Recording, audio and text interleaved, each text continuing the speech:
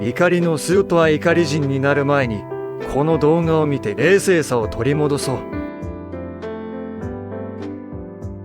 怒りを数値で可視化すること。例えば、今の怒りはレベルは5と冷静に捉えることで、感情をコントロールしやすくなります。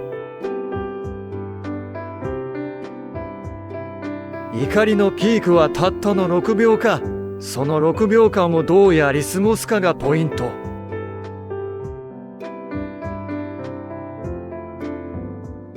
深呼吸や瞑想で心を落ち着けよう。怒りを感じたら、まずは深呼吸してリセット。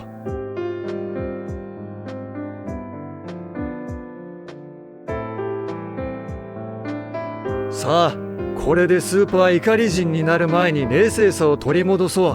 フォローして、次のスーパー怒り対策法もチェック。